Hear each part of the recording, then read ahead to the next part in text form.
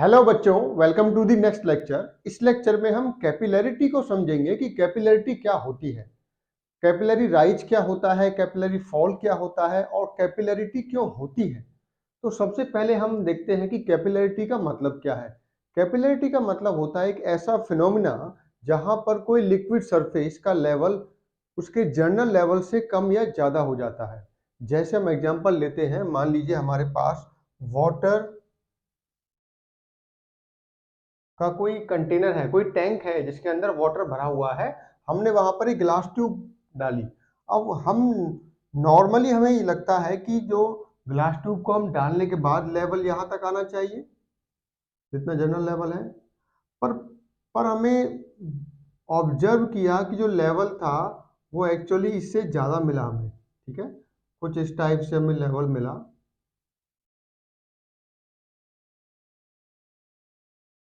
इतना लेवल हमें एक्स्ट्रा मिला। ठीक है, तो इसको कैपिलरी राइज बुलाते हैं। तो सबसे पहले कैपिलरिटी का फंक्शन समझिए। कैपिलरिटी का मतलब है ऐसा phenomena, capillarity is the phenomena of rise और fall of liquid surface from the general adjacent level of liquid. देखिए ये जर्नल लेवल था हमारा, इस लेवल से ज्यादा हो गया। हमने ग्लास और वाटर में कॉम्बिनेशन देखा तो ज्यादा हो गया। उसी टाइप से अगर हम मरकरी, मान लीजिए कंटेनर मरकरी का है और उसमें ग्लास ट्यूब को हम डालते हैं तो हम देखते हैं कि जो लेवल है वो कम हो जाता है। ठीक है, वो लेवल हो जाता है कम, इस टाइप से कम हो। बस यहाँ तक लेवल रह गया आपका, यहाँ तक। तो चाहे डिक्रीज हुआ हो चाहे इंक्रीज हुआ हो लेवल, ठीक है, इस फिनोमेना को ही हम कैपिलरिटी बुलाते हैं। तो कैपिलरिटी को कैसे डिफाइन करते हैं? वो फिनोमेना जहां पर लिक्विड सरफेस अपने जर्नल लेवल से कम या ज्यादा हो जाता है। नेक्स्ट क्वेश्चन आता है कि ऐसा होता क्यों है, ऐसा होता क्यों और रीजन क्या है। ये होता है कोहेसिव और एडहेसिव फोर्सेस के कारण। देखिए कोहेसिव फोर्स पहले भी आपको बताया था, ऐसे फोर्सेस जो सेम टाइप के मॉलिक्यूल्स के बीच में लगते हैं। एडहेसिव फोर्सेस जो डिफरेंट सब्सटेंस के मॉलिक्यूल के बीच में लगते हैं। जैसे मान लीजिए वाटर है तो वाटर के मॉलिक्यूल के बीच में कोहेसिव फोर्स होगा और वाटर और ग्लास ट्यूब के जो मॉलिक्यूल्स हैं उनके बीच में एडहेसिव फोर्स होगा। तो अगर एडहेसिव फोर्स स्ट्रांग है तो जो ग्लास ट्यूब है वो ऊपर की तरफ खींच लेगा वाटर मॉलिक्यूल्स को। तो यहाँ पर क्या है इस केस में, एडहेसिव फोर्सेस, ठीक है, are greater than cohesive forces.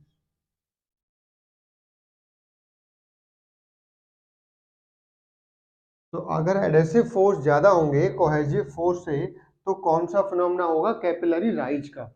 कहां पर होता है? एग्जांपल क्या है इसका? वाटर टैंक के अंदर ग्लास ट्यूब को हम अगर डालते हैं तो कैपिलरी राइज होता है। नेक्स्ट हम देखते हैं, मरकरी में ग्लास ट्यूब हम डालते हैं तो कैपिलरी फॉल होता है। क्यों? क्योंकि कोहेसिव फोर्स स्ट्रॉन्ग होता है एडहेसिव फोर्स से। एडहेसिव फोर्स किस केस में?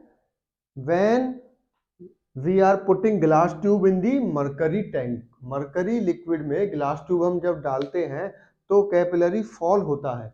ठीक है, तो ये कैपिलरी राइज हो गया, ये फॉल हो गया। अब एग्जांपल रियल लाइफ में देखते हैं कि कहां पर होता है। देखिए जो हमारे प्लांट्स होते हैं, ठीक है, जो हमारे प्लांट है वो वाटर को अपने लीव्स तक पहुंचाते हैं, पत्तों तक। बहुत बड़े बड़े प्लांट होते हैं तो पानी नीचे रहता है तो ऊपर कैसे जाता है? वो कैपिलरी एक्शन से जाता है। वहां पर स्मॉल स्मॉल कैपिलरी, इनको बुलाते हैं कैपिलरिटीज। ठीक है, वो होती है, स्मॉल स्मॉल होल होता है तो पानी ऊपर चढ़ता रहता है।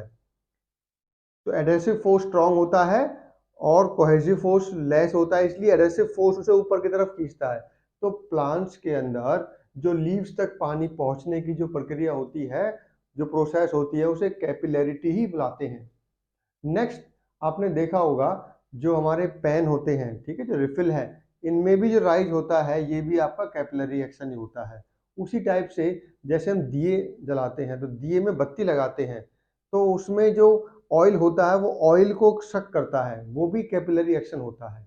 ठीक है, तो रियल लाइफ में हम काफी जगह पे ऑब्जर्व करते हैं। अब नेक्स्ट क्वेश्चन होता है कि कितना राइज होगा, अगर राइज होगा तो कितना राइज होगा। मान लीजिए मैं यहां तक, ये मेरी हाइट है, कैपिलरी हाइट, और फॉल की मेरी कहां पर है, दिस इज दी फॉल, यहां तक फॉल हुआ।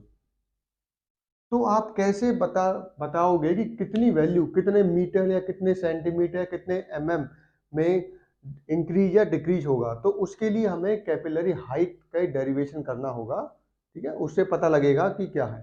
तो उसको स्टार्ट करते हैं, चलिए।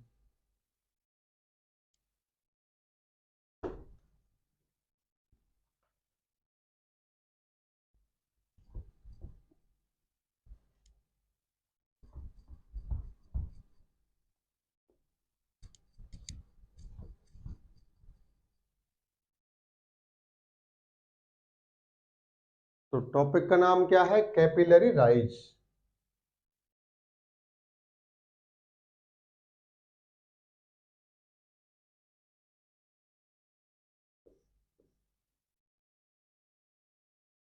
तो इसमें क्या लेंगे हम, वाटर टैंक लेंगे।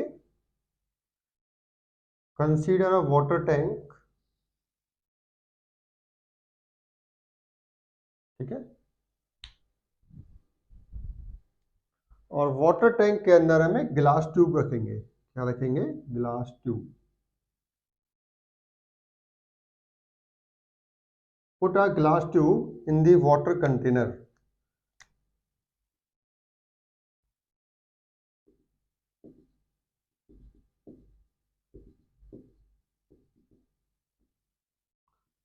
जब भी हम रखते हैं तो लेवल क्या होगा, लेवल बढ़ेगा।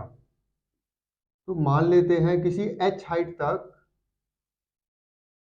लेवल आपका इंक्रीज हुआ। ठीक है,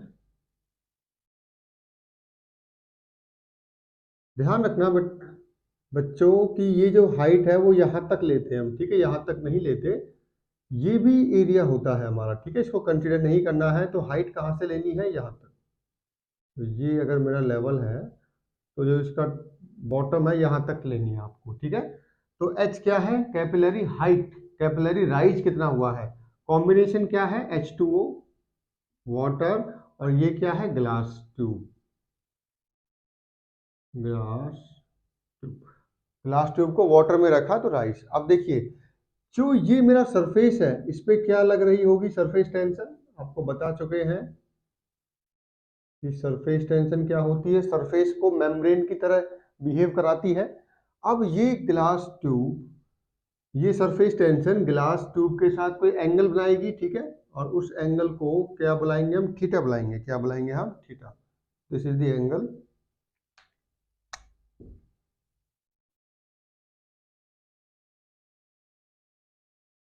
तो ये हो गया हमारा angle.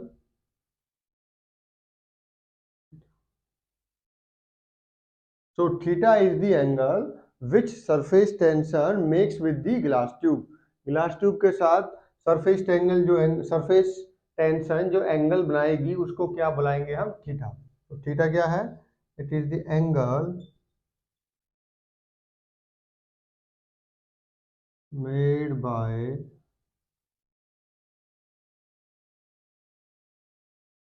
surface of water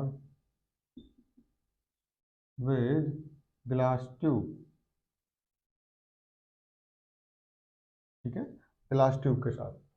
sigma क्या है, सरफेस टेंशन। सरफेस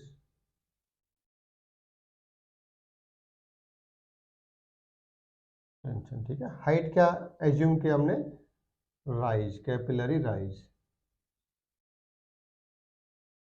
तो अब हम देखेंगे डेरिवेशन करके कि क्या वैल्यू आती है एच की।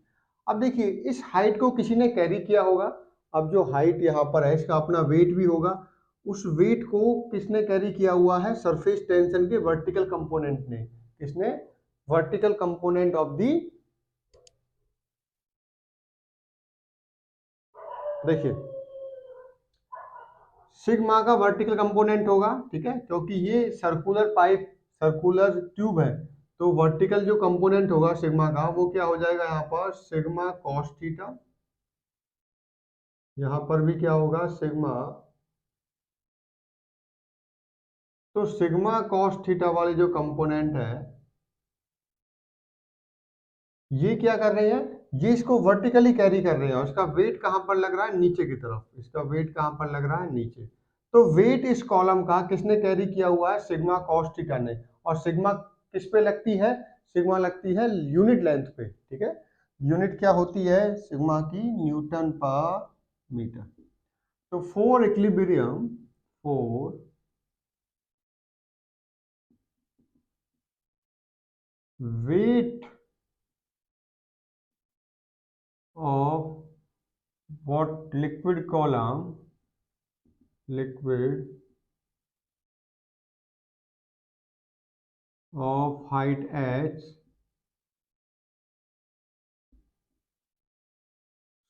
should be equal to, किसके बराबर होगा, vertical component of surface tension, vertical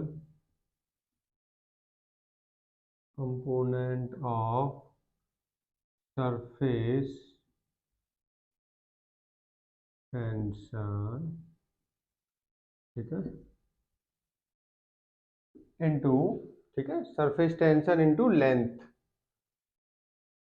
length क्या होगी यहाँ पर, सरकमफ्रेंस। तो वेट क्या है, पहले वेट निकालते हैं।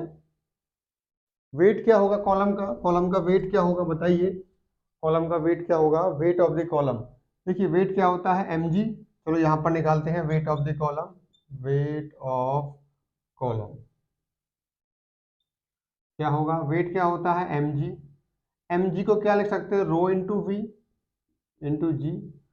रो तो रो है, वी को क्या लिख सकते हो आप, ठीक है, वी क्या होगा, वी होगा, देखिए पाई, ये क्या है, pi r square into h, pi r square, तो पाई आर स्क्वायर तो हो गया एरिया, हाइट कितनी है एच, तो पाई आर स्क्वायर एच, तो ये इसका वॉल्यूम आ गया pi r square h into g, into क्या है जी, ठीक है।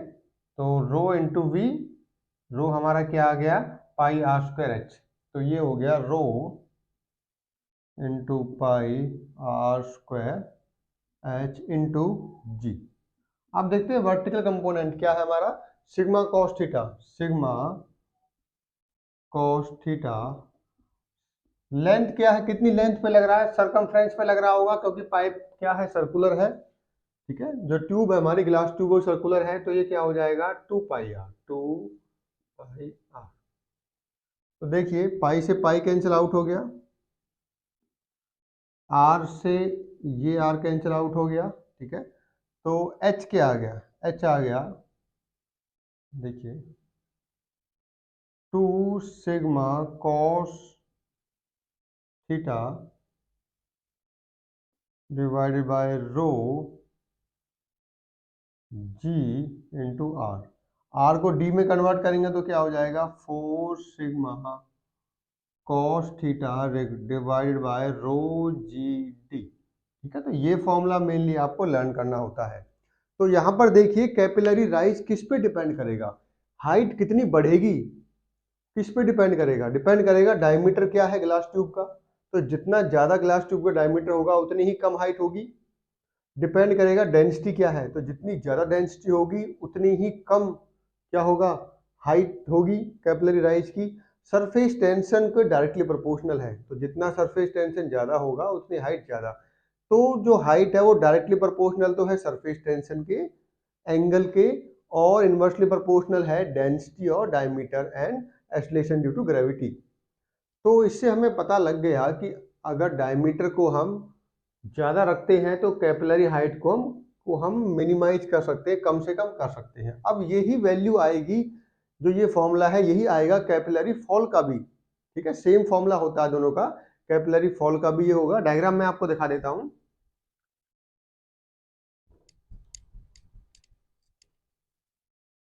देखिए कैपिलरी फॉल में क्या करेंगे हम, कॉम्बिनेशन चेंज कर दीजिए आप।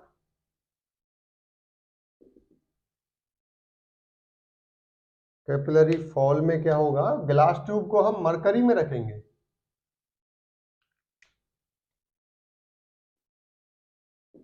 ये मरकरी है,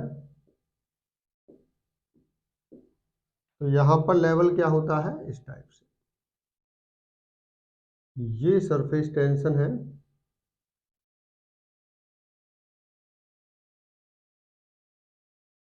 यहाँ पर सिग्मा, ठीक है, और ये हमारा होता है एंगल थीटा, ठीक है। तो ये कैपिलरी फॉल का एग्जाम्पल, तो यहाँ पर क्या है, ये मरकरी होती है, ये हमारी ग्लास ट्यूब है। तो ग्लास ट्यूब को जब मरकरी में हम रखते हैं तो कैपिलरी फॉल होता है, वैल्यू क्या रहेगी, यही रहेगी, फॉर्मूला क्या होगा, यही रहेगा। तो कैपिलरी फॉल किस पे डिपेंड करेगी, कितनी हाइट, तो ये कहाँ से कहाँ तक होगा आपका, ये जनरल लेवल है, जनरल लेवल से लेके यहाँ तक, ठीक है, जनरल लेवल से लेके यहाँ तक, ये कैपिलरी फॉल है हमारा। हमेशा ध्यान रखिए इस पॉइंट तक लेना है आपको, यहाँ तक नहीं लेना, इस पॉइंट तक लेना है, ठीक है।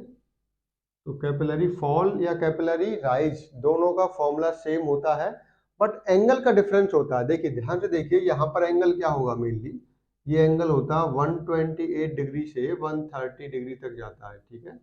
जबकि जो मिला वाटर और ग्लास ट्यूब के उसमें 0 डिग्री होता है, मेनली कितना होता है, 0 डिग्री सेल, 0 डिग्री होता है हमारा एंगल, किस केस में, जब वाटर में ग्लास ट्यूब को रखते हैं। इसी में क्वेश्चन आता है वेटिंग एक्शन, कि कभी कभी क्या होता है कि लिक्विड वेट नहीं करता, जैसे मरकरी को अपने हाथ में आप लोगे तो मरकरी में कोहेसिव फोर्स बहुत स्ट्रांग होते हैं, ठीक है, वो आपके हाथ को गीला नहीं करेगा, क्योंकि एंगल क्या है, एंगल आपका ग्रेटर होता है। अगर 90 डिग्री से ग्रेटर एंगल होगा तो वेटिंग एक्शन नहीं होता है। अगर angle of contact less than 90 degree होता है तो फिर आपका वेटिंग एक्शन होता है। तो वाटर को जब हम अपने हाथ पे रखते हैं तो हाथ को गीला कर देता है, क्योंकि वाटर के जो मॉलिक्यूल्स हैं वो एडहेसिव फोर्स स्ट्रांग होता है वहां पर, कोहेसिव फोर्स उनका कमजोर होता है, उनकी आपस में ऐसे मान लीजिए आपस में नहीं बनती, ठीक है, दूसरे पड़ोसी से बनती है तो दूसरे की तरफ जाते हैं वो। जो मरकरी होता है उनके आपस में, मरकरी के जो मॉलिक्यूल्स है उनके आपस में बहुत ज्यादा बनती है, वो किसी और को देखते ही नहीं है। तो मरकरी के केस में वेटिंग एक्शन नहीं होता है, वाटर के केस में मरकरी एक्शन होता है, डिपेंड करेगा कि कोहेसिव फोर्स ज्यादा स्ट्रांग है या एडहेसिव फोर्स ज्यादा स्ट्रांग है, ठीक है। तो अगर क्वेश्चन आता है कि angle of contact less than 90 है तो वेटिंग एक्शन होगा या नहीं होगा, बिल्कुल होगा। अगर एंगल ऑफ कॉन्टैक्ट की वैल्यू ग्रेटर देन 90 है तो वेटिंग एक्शन नहीं होता है। Thank you.